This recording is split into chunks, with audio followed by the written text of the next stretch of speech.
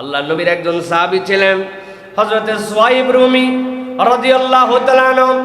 সুহাইব রুমি তার সবচেয়ে বড় যোগ্যতা ছিল এমন তীর নিক্ষেপ করতে পারতেন, কোনো ব্যক্তি যদি পুরা শরীর তার লৌহ বর্ম দিয়ে আবৃত করে রাখত, কিন্তু সুহাইব রুমির তীর এমন নিখুঁত নিশানায় যে চোখটুকু কেবল বর্মের ফাঁকা থাকতো, এমন অ্যাঙ্গেল থেকে মারতেন ওর মাথা নড়াচড়া করা অবস্থাতে ওই দিক দিয়ে তিনি তীর ঢুকায় দিতে পারতেন। ঈমান এনে ফেলছেন, বেশ সম্পদওয়ালা মানুষ। চিন্তা করছেন সম্পদ আমি কি করব, অনেক বুদ্ধি করে সম্পদ এক জায়গায় মাটির নিচে গোপনে পুঁতে রেখেছেন। রাখার পরে আস্তে আস্তে করে কৌশলে একটা সবচেয়ে তাগড়া ঘোড়া নিছেন, পিঠ ভর্তি তীর নিছেন, গলার মধ্যে তলোয়ার ঝোলানো। এরপরে কৌশল করে বের হয়ে চলে যাবেন মদিনায়। আল্লাহ নবীর সাথে যদি দেখা না হয় তার হৃদয়ের খোরাক মেটে না। হযরতে সুহাইব রুমি যেই না মদিনার উদ্দেশ্যে রওনা হলেন, পথে মধ্যে ঘোষণা পেয়ে গেল মক্কার কুরাইশেরা এ তো পালায় পালায় মদিনায় যায়, আটকায় ফেল। কুরাইশরা সব তাকে আটকায় ফেলছে। আটকানোর পরে পথ রোধ করে ফেলেছে, তোমাকে মদিনায় যেতে দেওয়া হবে না। দূর থেকে দাঁড়াইছেন সুহাইব রুমি, ঘোড়ার পিঠ থেকে দুইটা পা জিনের মধ্যে লাগায় মাজা উঁচু করে কুরাইশের দিকে তাকায় বলছেন, পিছন দিকে তাকায় দেখো কতগুলা তীর, যতগুলা তীর আছে একটাও মিস হবে না, একজন করে মরলেও একটা করে মারবো। আমার তীরের পাওয়ার তোমার ধারণা আছে, তীর যখন ফুরায় যাবে হাতের তলোয়ার যেটা আছে। সুহাইব রুমির সাহস কেমন সেটা তো জানো, মরার আগে একা মরবে না, অন্তত পক্ষে কয়েক ডজনকে, স্বামীগুলাকে সবগুলাকে বিধবা করে সন্তানগুলাকে এতিম করে তারপরে কিন্তু সুহাইব রুমি কিন্তু তোমাদের থেকে দূরে যাবে। তবে একটা সুযোগ দিতে চাই, কি চাও আমার কাছে? আমার সম্পদ যদি নিতে চাও, অমুক পাহাড়ের পাদদেশে কোনার মধ্যে এইগুলা পোতা আছে। সুহাইব মিথ্যা কথা বলে না, আমার যত সম্পদ ওখানে রাখা আছে সবগুলা নিয়ে নিতে পারো।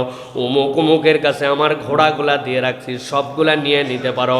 এখন সিদ্ধান্ত তোমাদের, সম্পদ পাবা না আর যদি মনে করো জীবন হারাবা, কোনটা তোমরা নিবা? কুরাইশ লোভী লোকেরা বলল, একটা লোককে ছেড়ে দিলে কি হবে, তার সম্পদ তো সবই দিয়ে গেল, টাকা পয়সার খোঁজ খবর দিয়ে গেল, যাও তুমি চলে যাও। সুহাইব চলে গেলেন, সব সম্পদ শেষ, ঘোড়া শেষ, সব তার স্থাবর সব কিছু জানান দিয়া কেবলমাত্র পিঠের মধ্যে কয়টা তীর আর নাঙ্গা তলোয়ার নিয়ে আল্লাহ নবীর কাছে মদিনা মুনাওয়ারায় হাজির হয়ে গেছেন। নবীজিকে দেখার পরে দিল খুশ হয়ে গেছে, আনন্দে চিৎকার দিয়ে আল্লাহু আকবার বলে আল্লাহ নবীকে জড়ায় ধরছেন। ধরাই বলছি, ইয়া রাসূলুল্লাহ, কেমনে আসছি জানেন নাকি?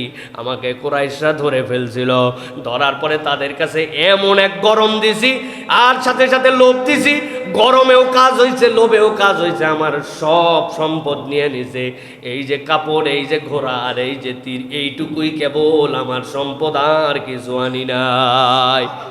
আল্লাহ নবীর প্রতি সাথে সাথে জিবরাইল আমিন চলে আসলেন।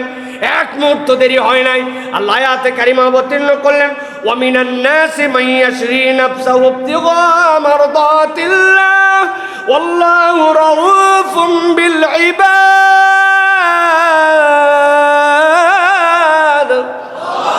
আল্লাহ বলছেন, দুনিয়ার কতক মানুষ আছে, ওই মানুষগুলা আল্লাহর জন্য সব কিছু বিক্রি করে দিতে পারে, টার্গেট কেবল আমার আল্লাহ খুশি কিনা, আল্লাহর খুশির জন্য দুনিয়া দিয়ে ফেলতে পারে। আল্লাহু আকবার। আল্লাহ বলছেন, মনে করো না সে আল্লাহর খুশির জন্য সব দিয়ে দিছে আর আমি আল্লাহ কিছু দেই নাই। আমি আল্লাহ তার ব্যাপারে জানায় রাখলাম, আল্লাহু রাউফুম বিল ইবাদ। আল্লাহ বান্দার ব্যাপারে পরম সহানুভূতিশীল, পরম মমতাবান। যেই আল্লাহ বান্দাকে মমতাবান বলে, স্নেহশীল রব বলে, ওই বান্দার আর কারো কাছে যাওয়া লাগবে নি। আল্লাহ রাব্বুল আমিন বলছেন, ইয়া আইয়ুহাল্লাযীনা আমানু কুনু কওয়ামিনা বিল কিসত। আল্লাহ রাব্বুল আমিন দুনিয়ার সব মানুষকে ডাক দিয়ে বলতেছেন, তোমাদের মধ্যে থেকে যারা ঈমান এনে ফেলছো, তোমরা আলাদা হয়ে গেছো। সব মানুষ এক গ্রেডে থাকলেও ঈমানদার আর সেই গ্রেডের মধ্যে নাই। সব মানুষ গণভাবে চলতেছিল, এক দলকে আল্লাহ আলাদা করে জান্নাতুল ফেরদাউসের ট্র্যাকের উপরে উঠায় নিছেন। ওই মানুষগুলো আল্লাহর প্রতি ঈমান এনেছে, নবীর প্রতি ঈমান এনেছে। আল্লাহ বলছেন, যদি তুমি সত্যি সত্যি ঈমান আনো, আমি রব্বুল আমিন তোমার জন্য দায়িত্ব দিলাম, কুনু কওয়ামিনা বিল কিসতি শুহাদা লিল্লাহ ওয়ালাউ আলা আনফুসিকুম আউল ওয়ালিদাইনি ওয়াল আকরাবিন। আমি রব্বুল আলামিন ইমানদার হিসেবে তোমাদেরকে ডাক দিয়ে বলতেছি, ও ইমানদারেরা, আমি রব তোমার জন্য নির্দেশনা জারি করলাম। তুমি ইমানের পরিচয়বাহী, ইমানের ঝান্ডাবাহী, ইমানের পতাকাওয়ালা যদি হও, তুমি আজকের থেকে আর কারো প্রতি অন্যায় করতে পারবে না। কুমু কওয়ামিন, তুমি ন্যায়ের উপরে অধিষ্ঠিত হয়ে যাও। এইটা যেন তোমাকে ডানের দিকে ভারী করে বামের দিকে ভারী করে এরকম নয়, বরং ন্যায়ের মানদণ্ডে নিজেকে তুমি তুলে নাও। আল্লাহ রাব্বুল আমিন বলতেছেন, এটা তোমার যদি নিকটাত্মীয় হয়, তোমার যদি পিতা মাতার বিপক্ষেও যায়, কিন্তু তুমি যদি ন্যায় আর অন্যায় পার্থক্যটা অনুভব করে ফেলো, ইমানদার হিসাবে তোমার দায়িত্ব হচ্ছে, বাপ তোমার বিপক্ষে চলে যেতে পারে, নিকটাত্মীয় তোমার বিপক্ষে চলে যেতে পারে, কিন্তু ইমানের দাবিতে তুমি কখনো ন্যায় এবং অন্যায় এই দুটার মধ্যে থেকে তোমার বুদ্ধি বিবেচনা ঠিক থাকলে কখনো অন্যায়ের দিকে দাবিত হতে পারো না। আল্লাহ রাব্বুল আমিন এরপরে বলছেন, ইয়াকুন গানিয়ান আও ফাকিরান ফাল্লাহু আউলা বিহিমা।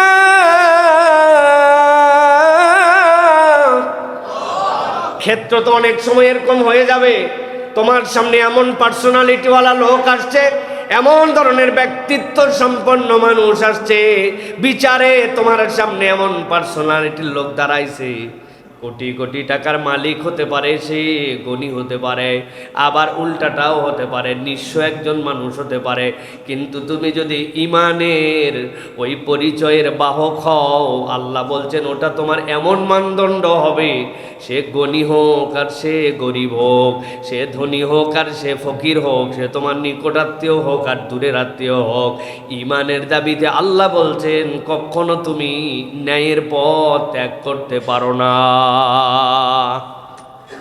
আল্লাহ রাব্বুল আমিন বলছেন, ফালা তাত্তাবিউল হাওয়া আন তা'দিলু, নিজের নফসের ইতাআত যেন করো না, নিজের নফস যা পছন্দ করে সেই দিকে যেন ফয়সালা করো না। তোমার দায়িত্ব হচ্ছে আদালত ইনসাফের প্রতি তোমাকে অটল অবিচল রাখা। আল্লাহ বলছেন, ওয়া ইন তালু আও তুরিদু ফাইন্নাল্লাহা কানা বিমা তা'মালুনা খাবীরা। বান্দা জেনে রাখো, তোমার রবের একটা নাম আছে, তিনি কিন্তু সবিশেষ সব বিষয়ে খবর রাখেন। আল্লাহ বলছেন, যদি তুমি দেখো জেনে শুনে মিথ্যা বলো, তোমার সামনে যে ঘটনা আসছে তুমি জানো, তালু, তুমি জেনে শুনে মিথ্যা কথা বলো, তোমার সামনে বিষয়টা পরিষ্কার, কিন্তু দলীয় স্বার্থে, পার্টির স্বার্থে, নিজের স্বার্থে, টাকা পয়সার স্বার্থে, ধনী গরিবের পার্থক্যের স্বার্থে, আপন পর এই সকল বিবেচনায় তুমি যদি জেনে বুঝে মিথ্যা কথা বলো, আল্লাহ বলতেছেন, অথবা যদি প্রবৃত্তির অনুসরণ করো, অথবা যদি ঘুরিয়ে পেঁচিয়ে কথা বলো, অথবা তুমি যদি বিচারটুকুকে এড়ায় যাওয়ার জন্য চেষ্টা করো, জানার পরেও আল্লাহ রাব্বুল আমিন বলছেন, বান্দা তোমার দিলের মধ্যে এটা ঢুকায় রাখো, আল্লাহ রাব্বুল আমিনের ব্যাপারে তোমার অন্তরে যেন এই সাক্ষ্যটা থাকে, ইন্নাল্লাহা কানা বিমা তা'মালুনা খাবীরা, তুমি যা করো সব খবর যিনি রাখেন তিনি তোমার রব, তিনি কে? আল্লাহ। আল্লাহ এই জন্য বলছেন, এই তাদাব্বুর তোমার দিলের মধ্যে ঢুকাও, যে রব্বুল আলামিন সব জানেন, সবিশেষ অবহিত, যা আমি গোপন করি তাও জানেন, যা আমি প্রকাশ করি তাও জানেন, আমার অন্তরের সব খবর জানেন। রমাদানের সাথে রিলেট করে কিভাবে অন্তর দিয়ে ভালো করে বোঝেন, আমরা সকলেই এটার সাক্ষী। তৃষ্ণা লাগে, কষ্ট হয়, এমন এমন সিচুয়েশনে আমরা যাই, যে জায়গায় যাওয়ার পরে আমি যদি এক ঢোক পানি খেয়েও ফেলি, আমি যদি কিছু ভক্ষণ করেও ফেলি, দুনিয়ার কারো বাপের ক্ষমতা নাই এটা জানবে, কিন্তু এই বান্দা তারপরেও এটা করে না, কেননা তার দিলের মধ্যে ন্যূনতম একটা ইমানের এই চাহিদা আসছে, যে ও জানে আমি যত গোপন জায়গাতেই ভক্ষণ করি, এক ফোঁটা পানি যদি গলার মধ্যেও যায়, কেউ না দেখলেও যিনি দেখেন তিনি কে? এই বিশ্বাস বান্দার দিলের মধ্যে সিয়াম ঢুকায় দিছে। ও বান্দার ইমান কম হোক বেশি হোক, অন্য সময় পাঞ্জেখানা নামাজি হোক, কোরআন পড়ুক কোরআন না পড়ুক, ওই বান্দার দিলের মধ্যে এটা ঢুকছে। আল্লাহ বলছেন সিয়ামের ন্যূনতম পাওয়ার হচ্ছে এটা, ওই বান্দার হৃদয়ের মধ্যে এই তাকওয়াটুকু ঢুকাই দিছে। এখন ওই বান্দার জন্য আল্লাহর নির্দেশনা, এইটা তো কেবল তোমার না খাওয়া আর তোমার আর এই পানাহার ত্যাগ করার মধ্যে সীমাবদ্ধ হতে পারে না। তুমি যদি একবারে তোমার রবকে খাবির হিসাবে বুঝে ফেলো আর তোমার জীবনের সব জায়গায় যদি এই চর্চা শুরু হয়ে যায়, আল্লাহ বলছেন ওই বান্দা তখন মুত্তাকি হয়। ওই বান্দা আর জান্নাতের মধ্যে মৃত্যু ছাড়া কোনো পার্থক্য থাকে না।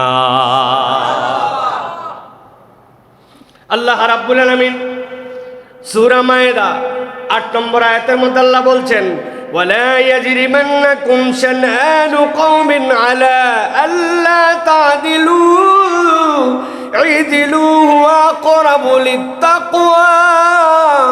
আল্লাহ বলছেন, দুনিয়ার মানুষ, আমি রব্বুল আমিন তোমাদের জন্য দায়িত্ব দিলাম দুনিয়ার বুকে চলতে ফিরতে, দুনিয়ার বুকে বিচার আচার করতে, একজনের সাথে আরেকজনের তুলনা করতে, নিজেদের সম্পর্ক করার ক্ষেত্রে ওয়ালা ইয়াজরিমান্নাকুম শানআনু কওমিন, তোমাদের মধ্যে যেন বিদ্বেষ কাজ না করে। তুমি গোষ্ঠী প্রীতির মধ্যে চলে গেছো, দল প্রীতির মধ্যে চলে গেছো, আঞ্চলিকতায় চলে গেছো। আল্লাহ বলছেন এই বিদ্বেষ যেন তোমাদেরকে ন্যায় থেকে সরায় না দেয়, ইনসাফ থেকে সরায় না দেয়। আল্লাহ বলছেন ইদিলু, তোমরা ন্যায় ইনসাফ কায়েম করো, ওয়া আকরাবু লিত্তাকওয়া, জেনে রাখো তাকওয়ার নিকটবর্তী হওয়ার জন্য এই ইনসাফ আর আদালত তোমাদের জন্য জরুরি। মুফাসসিরে কেরাম বলেছেন, কোরআনের কোনো আয়াতের যদি সঠিক তাফসীর জানতে হয়, এর অন্যতম একটা উসুল ইমাম মুজাহিদ বলতেছেন, যেই আয়াতের তুমি তাফসীর পড়বা তার আগের শব্দ আর পরের শব্দ কোরআনে কত জায়গায় এসেছে ওই শব্দ এটাকে বিশ্লেষণ করে বের করো। এর আলোকে তাফসীরগুলোর মধ্যে আসছে আল্লাহ যেখানে তাকওয়া শব্দ ব্যবহার করেছেন এর আগে পরে আদালত শব্দ ব্যবহার করেছেন। তাকওয়া মানে এই রকম নয় আমি বিরাট মুত্তাকি হুজুর হুজুর ভাব নিয়ে চলি, এত বড় দাড়িওয়ালা জুব্বাওয়ালা নামাজ কালাম পড়তেছি, কিন্তু আমার মধ্যে পরিবারের মধ্যে ইনসাফ নাই, আমার বোন আমার থেকে বঞ্চিত, আমার নিকটাত্মীয় আমার থেকে বঞ্চিত, বিচার ফাইসালায় আমি ২ নম্বর মানুষ। আল্লাহ বলছেন এটা তাকওয়ার মানদণ্ড নয়, বরং তাকওয়ার ডিমান্ড করে তুমি একজন ইনসাফ এবং আদালতওয়ালা মানুষ হবা। আপনার বাড়িতে আপনার ছোট ছোট বাচ্চা আছে, প্রত্যেক দিন দুধের হাঁড়িতে দুধ জাল হয়। আপনার বাড়িতে একজন কাজেরও মানুষ আছে, আপনার হেল্পিং হ্যান্ড হিসাবে সে দুধ জাল দেয়, সে দুধ পরিবেশন করে, আপনার বাচ্চাকে খাওয়ায়, আপনার বাড়িতে কাজ করে। দুধের সর, দুধের হাঁড়ি, দুধের খাবার প্রত্যেক দিন আপনার বাচ্চার জন্য যে প্রস্তুত করে তার কপালে দুধ জোটে না। এরকম অনেক পরিবার আমাদের দেশে আছে না নাই? ইনসাফ আদালত আমাদের মধ্যে হইল না। তাহলে এই জন্য ভালো করে আমার দায়িত্বের জায়গা থেকে সব জায়গায় আমাকে বুঝতে হবে আমি যেন ইনসাফ করি, আমি যেন আদালত করি। আল্লাহ বলতেছেন এই বোধটা তোমার মধ্যে কখন আসবে? যখন তুমি তোমার খাবির রবকে চিনে ফেলবে। আমার রব তো এমন রব, আমি যা করি সে বিষয়ে তিনি অবহিত। এক জায়গায় দান করছিলাম, সবার নাম মারহাবা দিয়া বলছে, আমার নাম বলা হয় নাই, তাতে কি যায় আসে আর কি না যায় আসে? চূড়ান্ত যে খাতা আছে ওই খাতায় আমার নাম উঠছে কিনা? হ্যাঁ, আমার রব তো খবীর। সুতরাং আমার রবের কাছে এর খবর পৌঁছায় গেছে। এই ঈমান যখন একবার বান্দার উপরে, আল্লাহর উপরে বান্দার চলে আসে, ওই বান্দার প্রত্যেকটা পদক্ষেপ তখন রব্বুল আলামিনের কাছে হাজির হওয়ার মানসিকতা চালু হয়ে যায়। ওই বান্দা তখন আল্লাহ রব্বুল আলামিনের নিকটতম বান্দা হয়ে যায়। সুবহানাল্লাহ, সুবহানাল্লাহ বিহামদি। এই জন্য প্রিয় ভাইয়েরা সব সময় মনে রাখতে হবে যে আল্লাহ রাব্বুল আলামিন আমার সব বিষয়ে সবিশেষ অবহিত। এই জন্য আল্লাহ হচ্ছেন আমার জন্য খাবীর। মনে থাকবে তো ইনশাআল্লাহ? প্রিয় ভাইয়েরা এটা গেল ১ নম্বর। আজকে অনেক কথা, এই জন্য সংক্ষেপে বলি প্রিয় ভাইয়েরা। ২ নম্বরে আল্লাহ রাব্বুল আলামিনের একটা নাম, সেটা হচ্ছে আল্লাহ পরাক্রমশালী, মহাপরাক্রমশালী, প্রজ্ঞাময়। সেটা হচ্ছে আল্লাহ হচ্ছেন আজিজুন হাকিম। এইটার বোধ আমাদের হৃদয়ের মধ্যে ঢুকাতে হবে। আল্লাহ আমাদের জন্য কিভাবে পরাক্রমশালী, কিভাবে প্রজ্ঞাময়। কোরআনুল কারীমের মধ্যে আল আজিজ আল হাকিম একসাথে, আল আজিজ আল হাকিম আলিফ লাম দিয়ে এইটা আসছে 47 বার কোরআনুল কারীমের মধ্যে। আর শুধু আজিজ আর হাকিম এইটা আসছে কোরআনুল কারীমের মধ্যে 13 বার। আল্লাহ রাব্বুল আলামিন নিজের পরিচয় দিয়েছেন যে আমি পরাক্রমশালী এবং আমি মহাপ্রজ্ঞাবান। আল্লাহ রাব্বুল আলামিন সূরা বাকারা 260 নম্বর আয়াত, তার প্রিয় পয়গম্বর ইব্রাহিম আলাইহিস সালাম, যিনি নিজে নিজে আল্লাহর কাছে সমর্পিত হয়েছেন, দুনিয়ার সকল বড় বড় জিনিস তার সামনে উদিত হয়েছে, অস্তমিত হয়েছে। চাঁদ উঠলো আমার রব, ডুবে যায় যেটা কেমনে আমার রব হয়, সূর্য উঠেছে আমার রব, এরপরে সূর্য অস্তমিত হয়েছে এটা আমার কেমনে রব হয়। এরপরে আল্লাহর বান্দা রিয়ালাইজ করছি এই চাঁদ সূর্য আসমান জমিনের স্রষ্টা যিনি তিনি আমার রব। এইটার সকল পয়গম্বরের দ্বারা সম্ভব হয় নাই, দুনিয়ার সব মানুষের দ্বারা সম্ভব হয় নাই। ইব্রাহিম আলাইহিস সালামকে আল্লাহ এমন বোধ দান করেছিলেন যিনি নিজে নিজের দিল দিয়ে অনুভব করে আল্লাহর কাছে নিজেকে সমর্পণ করেছিলেন। ও ইব্রাহিম আলাইহিস সালাম, আল্লাহ রাব্বুল আলামিনকে বলছেন, আল্লাহ কোরআনে তার ভাষাকে আবার উল্লেখ করেছেন, ওয়া ইয ক্বালা ইব্রাহিম রাব্বি আরিনি কাইফা তুহিল মাউতা। এই রব্বুল আলামিন, আমি আপনার কাছে একটুখানি দেখতে চাই এই যে জীবন আছে যেটা আমার সামনে, এইটা আবার দেখি জীবন হারা হয়ে যায়, তুমি কেমনে এইটার জীবন দাও একটু দেখতে চাই। আল্লাহ আদর করে জিজ্ঞাসা করেছেন, ক্বালা আওয়ালাম তুমিন, ও ইব্রাহিম তোমার কি বিশ্বাস হয় না? ইব্রাহিম আলাইহিস সালাম চটপট করে উত্তর দিয়েছেন, ক্বালা বালা। এই রব্বুল আলামিন, বিশ্বাস হবে না কেন? অবশ্যই অবশ্যই বিশ্বাস হয়। আমি তো আপনাকে আমার নিজের দিলের অনুভব দিয়ে বিশ্বাস করেছি, আমি চন্দ্র সূর্য কারো কাছে মাথা নামাই নাই। আল্লাহ রাব্বুল আলামিন বললেন, তাহলে তাহলে কেন তুমি এই কথা বললে? ইব্রাহিম বলেন, ওয়ালাকিন লিয়াতমাইন্না কলবি। এই রব্বুল আলামিন, আমার অন্তরটা একটু প্রশান্ত হইতো যদি আপনি আমাকে দেখাতেন। বিশ্বাস তো করি দিল ঠান্ডার জন্য, দিলের মধ্যে একটুখানি ভালোবাসা পাওয়ার জন্য, এই জন্য আপনার কাছে বলছে আল্লাহ, আপনি দেখালেও বিশ্বাস করি, না দেখালেও বিশ্বাস করি। আল্লাহ রাব্বুল আলামিন ইব্রাহিম আলাইহিস সালামকে কথা পছন্দ করে ফেললেন, ডাক দিলেন আল্লাহ, ক্বালা ফাখুয আরবাতাম মিনাত তায়র ফাসুরহুন্না ইলাইক। ও ইব্রাহিম, 4টা পাখি ধরে নিয়ে আসেন, এদেরকে গায়ের মধ্যে আদর করে পোষ মানায় ফেলেন যাতে তারা আপনার কথা শোনে। ইব্রাহিম আলাইহিস সালাম 4টা পাখি ধরলেন, ফাসুরহুন্না, এদেরকে পোষ মানায় ফেললেন। আল্লাহ রাব্বুল আলামিন বললেন, সুম্মা জাআলা আলা কুল্লি জাবালিন মিনহুন্না জুযা, এরপরে এইগুলাকে আপনি জবে করে ফেলেন। করার পরে এই 4টা পাখির এই গোশতগুলিকে আপনি বিভিন্ন পাহাড় যেইগুলো আছে এই পাহাড়ের মধ্যে নিক্ষেপ করে করে আলাদা করে রেখে দিয়ে আসেন। এরপরে যেই জায়গাতে দাঁড়ায়া 4টা পাখিকে পোষ মানাইছিলেন জায়গা মতো আবার ফেরত আসেন। ইব্রাহিম আলাইহিস সালাম সেই জায়গায় আসলেন। এরপরে আল্লাহ ডাক দিলেন, সুম্মা উদউহুন্না ইয়াতিনাকা শাইয়া। চিন্তা করেন না, এবার তাদেরকে ডাক দেন আপনি। পাখিগুলো আপনার পোষ মানা ছিল, কিন্তু এখন আপনি খণ্ড খণ্ড বিখণ্ড করে বিভিন্ন জায়গায় ছড়ায় দিছেন। এখন আপনি ডাক দেন সাইয়া, দেখবেন আপনার ডাকের সাথে সাথে কি ঘটে যায়। ইব্রাহিম আলাইহিস সালাম ডাক দিলেন, ও আমার পাখিরা আয়। পাখি কি আছে নাকি? পাখি তো নাই, পাখির গোশত বিভিন্ন জায়গায় ছড়ানো। আল্লাহ বলতেছেন, এই ডাকতে দেরি, এক মুহূর্ত দেরি হয় নাই। আল্লাহর হুকুমে 4টা পাখি আবার আকৃতিতে ইব্রাহিম আলাইহিস সালামের কাছে ফেরত এসে হাজির হয়ে গেছে। আল্লাহ রাব্বুল আলামিন বলছেন, ওয়ালাম আন্নাল্লাহা আজিজুন হাকীম।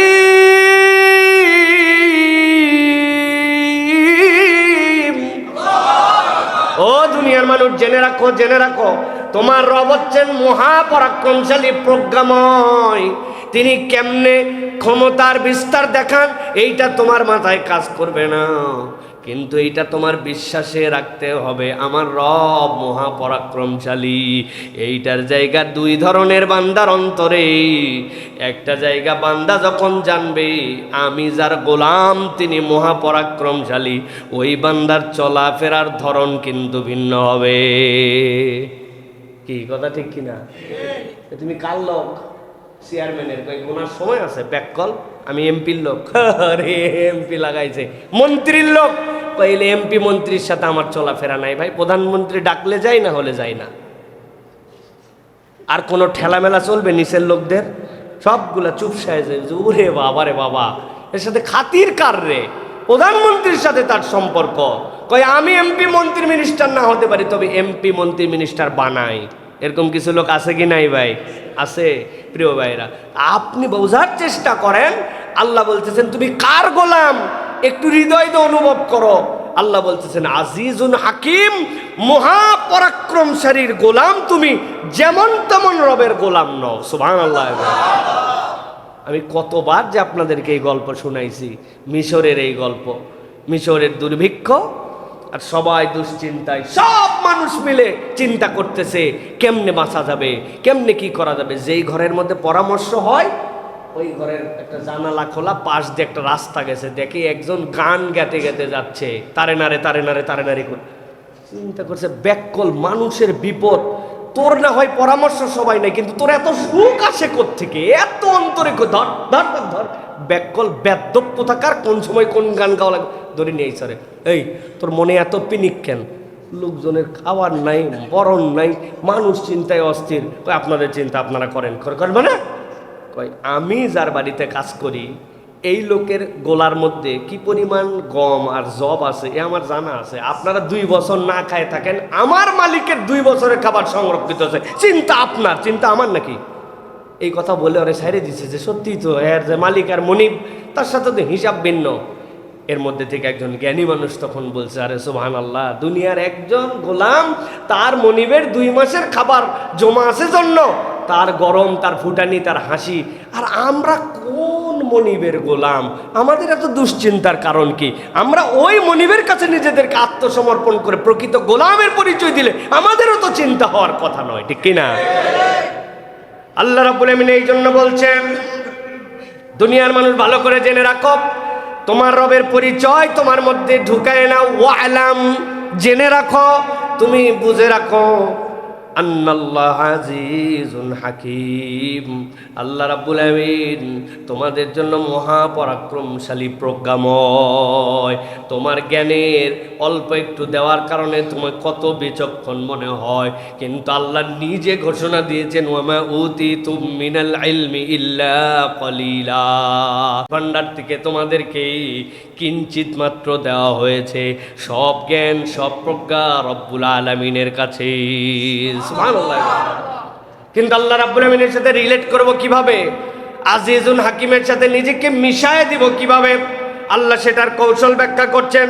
আল্লাহ রাব্বুল আমিন সূরা বাকারার ভিতরে বলছেন, রব্বানা ওয়াবআস ফীহিম রাসূলাম মিনহুম ইয়াতলু আলাইহিম আয়াতিকা ওয়া ইউআল্লিমুহুমুল কিতাবা ওয়াল হিকমা ويزكيهم إنك أنت العزيز الحكيم।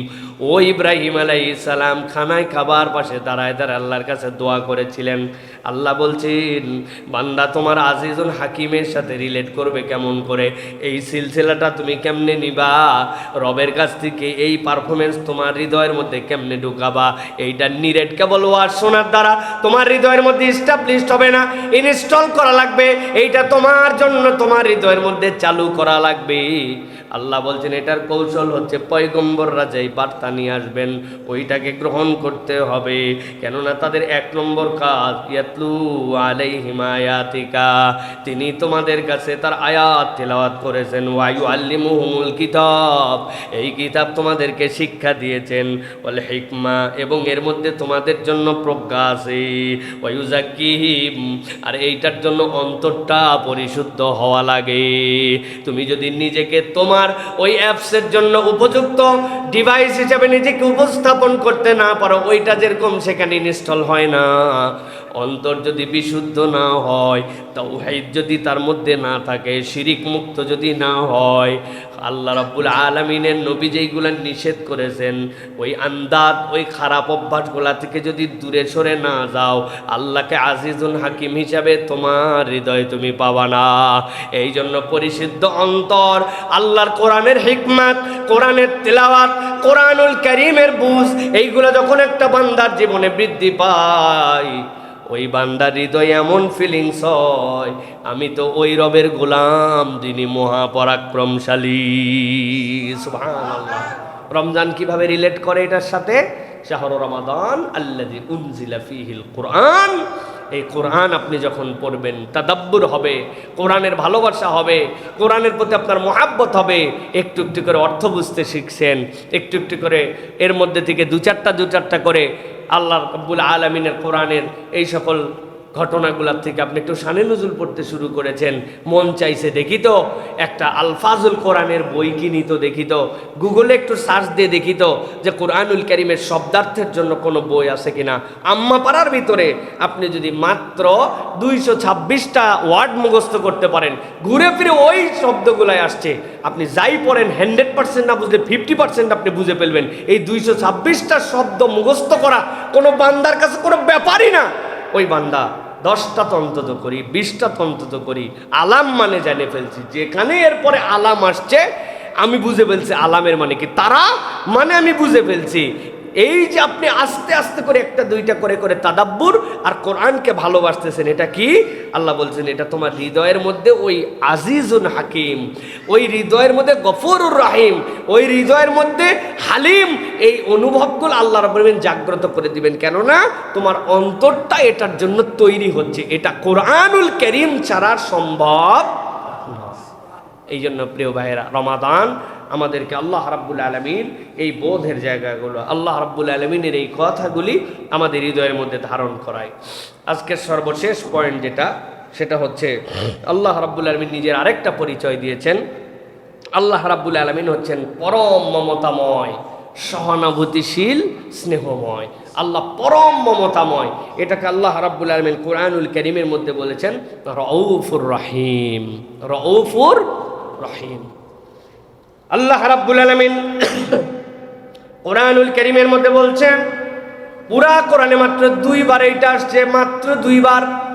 আল্লাহ রাব্বুল আলামিন কোরআনুল কারীমের মধ্যে বলছেন বান্দাদের জন্য মিনান নাসি মান ইয়াশরি নাফসাহু ইবতিগা মারদাতিল্লাহ আল্লাহু রাউফুম বিল ইবাদ। আল্লাহ নবীর একজন সাহাবী ছিলেন হযরত সুহাইব রুমি রাদিয়াল্লাহু তাআলা আনহু। সুহাইব রুমি তার সবচেয়ে বড় যোগ্যতা ছিল এমন তীর নিক্ষেপ করতে পারতেন, কোনো ব্যক্তি যদি পুরা শরীর তার লৌহ বর্ম দিয়ে আবৃত করে রাখত, কিন্তু সুহাইব রুমির তীর এমন নিখুঁত নিশানায় যে চোখটুকু কেবল বর্মের ফাঁকা থাকতো, এমন অ্যাঙ্গেল থেকে মারতেন ওর মাথা নড়াচড়া করা অবস্থাতেও ওই দিক দিয়ে তিনি তীর ঢুকায় দিতে পারতেন। ঈমান এনে ফেলছেন, বেশ সম্পদওয়ালা মানুষ, চিন্তা করছেন সম্পদ আমি কি করব। অনেক বুদ্ধি করে সম্পদ এক জায়গায় মাটির নিচে গোপনে পুঁতে রেখেছেন। রাখার পরে আস্তে আস্তে করে কৌশলে একটা সবচেয়ে তাগড়া ঘোড়া নিছেন, পিঠ ভর্তি তীর নিছেন, গলার মধ্যে তলোয়ার ঝোলানো। এরপরে কৌশল করে বের হয়ে চলে যাবেন মদিনায়। আল্লাহ নবীর সাথে যদি দেখা না হয় তার হৃদয়ের খোরাক মেটে না। হযরত সুহাইব রুমি যেই না মদিনার উদ্দেশ্যে রওনা হলেন, পথে মধ্যে ঘোষণা পেয়ে গেল মক্কার কুরাইশেরা এ তো পালায় পালায় মদিনায় যায় আটকায় ফেল। কুরাইশরা সব তাকে আটকায় ফেলছে, আটকানোর পরে পথ রোধ করে ফেলেছে, তোমাকে মদিনায় যেতে দেওয়া হবে না। দূর থেকে দাঁড়াইছেন সুহাইব রুমি, ঘোড়ার পিঠ থেকে 2টা পা জিনের মধ্যে লাগায়া মাথা উঁচু করে কুরাইশের দিকে তাকায় বলছেন, পিছন দিকে তাকায় দেখো কতগুলা তীর, যতগুলা তীর আছে একটাও মিস হবে না, একজন করে মরলেও একটা করে মারবো। আমার তীরের পাওয়ার তোমার ধারণা আছে? তীর যখন ফুরায় যাবে হাতের তলোয়ার যেটা আছে। সুহাইব রুমির সাহস কেমন সেটা তো জানো। মরার আগে একা মরবে না, অন্তত পক্ষে কয়েক ডজনকে, স্বামীগুলাকে সবগুলাকে বিধবা করে, সন্তানগুলাকে এতিম করে, তারপরে কিন্তু সুহাইব রুমি কিন্তু তোমাদের থেকে দূরে যাবে। তবে একটা সুযোগ দিতে চাই। কি চাও আমার কাছে? আমার সম্পদ যদি নিতে চাও, অমুক পাহাড়ের পাদদেশে কোনার মধ্যে এইগুলা পোতা আছে। সোয়াইব মিথ্যা কথা বলে না। আমার যত সম্পদ ওখানে রাখা আছে সবগুলা নিয়ে নিতে পারো। অমুকের কাছে আমার ঘোড়াগুলা দিয়ে রাখছি, সবগুলা নিয়ে নিতে পারো। এখন সিদ্ধান্ত তোমাদের। সম্পদ পাবা না, আর যদি মনে করো জীবন হারাবা, কোনটা তোমরা নিবা? কোরাইশ লোভী লোকেরা বলল, একটা লোককে ছেড়ে দিলে কি হবে? তার সম্পদ তো সবই দিয়ে গেল, টাকা পয়সার খোঁজ খবর দিয়ে গেল, যাও তুমি চলে যাও। সোয়াইব চলে গেলেন, সব সম্পদ শেষ, ঘোড়া শেষ, সব তার স্থাবর সব কিছু জানান দিয়া কেবলমাত্র পিঠের মধ্যে কয়টা তীর আর নাঙ্গা তলোয়ার নিয়া আল্লাহ নবীর কাছে মদিনা মুনাওয়ারায় হাজির হয়ে গেছেন। নবীজিকে দেখার পরে দিল খুশ হয়ে গেছে, আনন্দে চিৎকার দিয়ে আল্লাহু আকবার বলে আল্লাহ নবীকে জড়ায় ধরছেন। ধরায় বলছি, ইয়া রাসূলুল্লাহ, কেমনে আসছি জানেন নাকি? আমাকে কুরাইশরা ধরে ফেলছিল। ধরার পরে তাদের কাছে এমন এক গরম দিছি, আর সাথে সাথে লোভ দিছি। গরমেও কাজ হয়েছে, লোভেও কাজ হয়েছে। আমার সব সম্পদ নিয়ে নিছে। এই যে কাপড়, এই যে ঘোড়া, আর এই যে তীর, এইটুকুই কেবল আমার সম্পদ, আর কিছু আনি নাই। আল্লাহ নবীর প্রতি সাথে সাথে জিবরাইল আমিন চলে আসলেন। এক মুহূর্ত দেরি হয় নাই, আল্লাহ আয়াতে কারিমা অবতীর্ণ করলেন, ওয়া মিনান নাসি মান ইয়াশরি নাফসাহু ইবতিগা মারদাতিল্লাহ ওয়াল্লাহু রাউফুম বিল ইবাদ।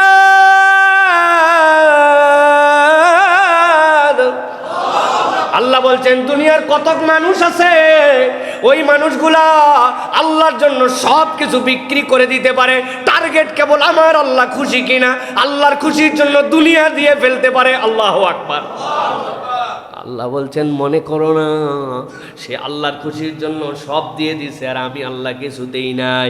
আমি আল্লাহ তার ব্যাপারে জানায় রাখলাম, আল্লাহু রাউফুম বিল ইবাদ। আল্লাহ বান্দার ব্যাপারে পরম সহানুভূতিশীল, পরম মমতাবান। যেই আল্লাহ বান্দাকে মমতাবান বলে, স্নেহশীল রব বলে, ওই বান্দার আর কারো কাছে যাওয়া লাগবে নি। আল্লাহ রাব্বুল আলামিন এই এক জায়গায় বলেছেন এইটা, আরেক জায়গায় আল্লাহ রাব্বুল আলামিন বান্দার জন্য সবচেয়ে বড় আশা দিয়েছেন। এই কোরআনে যত আশার আয়াত, যত বেশি আল্লাহ রাব্বুল আলামিন বান্দাকে আকর্ষণের আয়াত, বান্দাকে বাঁচায় দেওয়ার আয়াত আছে, তার মধ্যে আমার দৃষ্টিভঙ্গিতে ওয়ান অফ দ্য বেস্ট আল্লাহ কোরআনুল কারীমের মধ্যে সূরা আলে ইমরান, কোরআনের 3 নম্বর সূরা 30 নম্বর আয়াতের মধ্যে এরকম একটা ঘোষণা দিয়েছেন। আল্লাহ রাব্বুল আলামিন বলছেন, ও আমার বান্দারা শোন শোন, ইয়াউমা তাজিদু কুল্লু নাফসিম মা আমিলাত মিন খায়রিন মুহদারা। আল্লাহ বলছেন, হাসরের ময়দানে ওই বান্দা দুনিয়ার বুকে যা করছে সবগুলা তার সামনে হাজির হয়ে যাবে। যেই না সব আমল তার সামনে হাজির হয়ে যাবে, আল্লাহ বলছেন, ওয়া মা আমিলাত মিন সুইম, আর তার সামনে যত আমল করছিল খারাপ, সবগুলা তার সামনে হাজির হবে। ভালোগুলাও হাজির হবে, খারাপগুলাও হাজির হবে। কিন্তু বান্দার মনের মধ্যে একটা আশা হবে। বান্দার মনের খবর কে জানে? ঘুমায় যাননি তো ভাই? মনের খবর কে জানে? ভালো করে বোঝেন, আবার বোঝেন। আল্লাহ বলছেন, ইয়াউমা তাজিদু কুল্লু নাফসিম মা আমিলাত মিন খায়রিন মুহদারা। আল্লাহর সামনে কিয়ামতের দিনে যত ভালো কাজ করছে সবগুলা হাজির হয়ে যাবে। আল্লাহ বলছেন, কেবল এইটুকুই নয়, ওয়া মা আমিলাত মিন সুইন, যত খারাপ কাজ করেছে সেগুলাও তো হাজির হবে। কিন্তু বান্দার হৃদয়ের মধ্যে একটা অনুভব হবে। কি অনুভব? আল্লাহ বলছেন, তাওয়াদ্দু লাউ আন্না বাইনাহা ওয়া বাইনাহু আমাদাম বাঈদা। বান্দা আশা করবে ভালোগুলা থাক, কিন্তু খারাপ যেইগুলা আছে এইগুলার সাথে আমার যদি একটা দূরত্ব ঘটে যেত, এমন একটা ভাব হতো এই কাজে আমি করি নাই, এই আমল আমার সামনে নাই, সবই আসছে, কিন্তু বান্দার হৃদয়ের মধ্যে অনুভব হবে। লাউ, আল্লাহ বলছেন, যদি তাওয়াদ্দু, তাদের মধ্যে থেকে একটা দূরত্ব তৈরি হতো, বাঈদান, অনেক দূরে, যে তার ভালোগুলা তার কাছে আছে, খারাপগুলা তার কাছে নাই। আল্লাহ এরপরে ঘটনা বর্ণনা করেন নাই হবে কি হবে না, তবে রব্বুল আমিন বান্দার ব্যাপারে বলছেন ওই বান্দা আল্লাহ রব্বুল আমিনের কাছে যখন এই আশা করবে, ওয়া ইউহাযিরুকুমুল্লাহু নাফসাহু আল্লাহু রাউফুম বিল ইবাদ। আল্লাহ বলছেন বান্দারে আশা যখন হবে, আমি বান্দার ব্যাপারে বলে রাখলাম তোর রব কিন্তু এই বিষয়ে বেখবর নয়, তোর রব কিন্তু তোর প্রতি মমতাশীল। হৃদয়ের মধ্যে ধাক্কা দেয় এই কথার দ্বারা। আল্লাহ বুঝাতে চান বান্দা তোর মনের কামনাটা ওই দিন আল্লাহ পূরণ করে দিতে পারে। যাই রব, আমার তো গুনাহ অনেক, আমার তো সব কিছু আছে, কিন্তু এই গুনাহগুলো যদি একটু দূরে থাকতো। আল্লাহ বলছেন আল্লাহ রাউফুম বিল ইবাদ। রব মমতাশীল, রব স্নেহশীল, রব বান্দার প্রতি যত্নশীল। এই কথা বলার মানে কি? এই কথা বলার মানে সুযোগ থাকতে পারে। সুবহানাল্লাহ। নবীজি সাল্লাল্লাহু আলাইহি ওয়াসাল্লাম বলছেন হাশরের ময়দানে যখন বিচার শুরু হয়ে যাবে, বান্দার জীবনে সবসময় সতর্ক থেকো, তোমার যেন জুলুম না থাকে জীবনে, তোমার যেন বান্দার হক নষ্ট করার গুনাহ না থাকে, শিরিক না থাকে। আল্লাহ বান্দাকে ডাক দিবেন, ডাক দিয়ে একটা পর্দার মধ্যে ঢুকায় নিবেন, বান্দাকে জিজ্ঞাসা করবেন এ অপরাধ করছিলি? আল্লাহ করছিলাম। এ অপরাধ করছিলি গোপনে এইটা এইটা এইটা এইটা? বান্দা দেখবে ওরে রব্বুল আলামিন একটা কিছু বাদ যায় নাই, সবগুলা তো আমার সামনে হাজির। বান্দার কোনো কথাই বলবে না, মাথা নিচু করে ফেলবে। আল্লাহ নিজের পরিচয় দিবেন, আমার নাম সাত্তারুল উয়ুব। বান্দা তোর দুনিয়ার গুনাহ করছিলি কিন্তু কারো কাছে বলি নাই, আমি গোপনে রাখছিলাম। যা বান্দা, তোর কাছে যেহেতু শিরিক নাই, তোর যেহেতু জুলুমের বিচার নাই, এই জন্য আল্লাহ ওই বান্দার গোপন গুনাহ মাফ করবেন। দুনিয়ার অন্য মানুষও জানতে পাবে না, মানুষ জানবে এই লোক বোধহয় এমনি নিষ্কলুষ হয়ে জান্নাতের দিকে রওনা দিয়েছে, কিন্তু আল্লাহ তাকে গোপন গুনাহ সব মুছায় দিয়ে বলবেন তোর গোপন গুনাহ গোপনে রেখে মাফ করে দিলাম, তুই জান্নাতের দিকে রওনা দে। আল্লাহ এই জন্য বলছেন ওই মানুষগুলা আল্লাহর কাছে আশা করবে, ওয়া ইউহাযিরুকুমুল্লাহু নাফসাহু আল্লাহু রাউফুম বিল ইবাদ। আল্লাহ বান্দার প্রতি স্নেহশীল, বান্দার প্রতি মমতাশীল। সুবহানাল্লাহ। আল্লাহ যেরকম পরাক্রমশালী, আল্লাহ যেরকম খবর রাখেন, আল্লাহ রাব্বুল আমিন ওই রকম মমতাশীল বান্দার প্রতি। দুনিয়ার কোনো বান্দাকে আল্লাহ জাহান্নামে নেওয়ার জন্য সৃষ্টি করেন নাই, কোনো বান্দাকে হারাম এই কাজ করেন নাই যে ওইটা তাকে করতেই হবে, হালাল এই জন্য করেন নাই যে ও করতে পারবে না। এটা প্রত্যেকটা হারাম মানুষের উপকার নাই, মানুষ ত্যাগ করতে পারবে জন্যই আল্লাহ হারাম করেছেন। এটা আমাদের ঈমান। প্রত্যেকটা হালাল পালনীয় বলেই আল্লাহ বান্দাকে দিয়েছেন, এটা আমাদের ঈমান। করতে পারি না, এটা আমার ব্যর্থতা। শয়তান আমাকে এটা দিয়ে অন্যদিকে ঘাটলাতে চায়। সে আল্লাহ রাব্বুল আলামিনের এই বুঝ থেকে আমাকে দূরে সরায় নিতে চায়। তিনি যে রাউফুম বিল ইবাদ, তিনি আজিজুল হাকিম, তিনি যে আপনার আমার জন্য রাউফুম বিল ইবাদ, এইগুলোর থেকে দূরে সরায় দিতে চায়। রমাদান আমাকে ওইটাই শেখায়। আহারে, আমার যেন ক্ষুধার কষ্ট না হয়, এই জন্য আমি খাই জান ভরে সাহারি। আমি শেষ মুহূর্তে আমল বানাইছি, নবীজির সুন্নাত শুনছি, হুজুররা বলছে 3টা খেজুর খাওয়া সাহারিতে সুন্নত। এই পর্যন্ত ভাত খাইয়া তারপরে 3 খেজুর খায়, ঠিক না ভাই? কি পরিমাণ আমরা খাওয়া খাইলাম আমার ক্ষুধা নিবারণের জন্য। অথচ আল্লাহ বলছেন ইন্নাল্লাহা ওয়া মালাইকাতাহু ইউসাল্লুনা আলাল মুতাসাহহিরিন। আল্লাহর ফেরেশতারা ওই বান্দা সাহরি করে আর আল্লাহ তার প্রতি রহমত করে, আর ফেরেশতারা ক্ষমার দোয়া করে। সুবহানাল্লাহ। আমি খাই সাহারি আর আমার আল্লাহ আমার ওইটা ইবাদত বানাইছে না। আমি ঘুমাই না পাই রে, আর আমার আল্লাহ বলছেন তুমি এশা পরে ঘুমাও আর ফজরের নিয়ত করো, সারা রাত আমি তাহাজ্জুদের সওয়াব দিতে থাকি। আমার আল্লাহ রাউফুম বিল ইবাদ। আল্লাহ এই বোধের জায়গাটা শিখাইছেন রমাদান দিয়ে, যে বান্দা এই নিয়ামত তোমাকে দিলাম। অথবা এই 3টা নামের তাদাব্বুর আমরা মাঝে মাঝে করব আর অনুভব করব, তাহলে আমাদের হৃদয়গুলো আল্লাহর প্রতি বিনয়ী হবে, আল্লাহর কাছে আমাদের হৃদয়গুলো অবনত হবে। আমার রব আমাকে কতটুকু ভালোবাসেন, আমার রব আমাকে কেমন খবর রাখেন, আমার রব আমাকে কেমন সতর্ক করেছেন। হৃদয়ের মধ্যে এই বোধ জাগ্রত করার নামই হচ্ছে ওয়ালিল্লাহি আসমাউল হুসনা। আল্লাহর সুন্দর নাম আছে, ফাদউ, তোমরা ওই নাম দিয়ে আল্লাহকে ডাকো। এর নাম ডাকা, এই ডাকা মানে কেবলমাত্র একদমই কেবল জরফ করা নয়, জরফেরও দাম আছে, কিন্তু কেবলমাত্র জরফ নয়। এই অনুভব করে করে আল্লাহকে আমাদের ডাকতে হবে। আল্লাহ যেন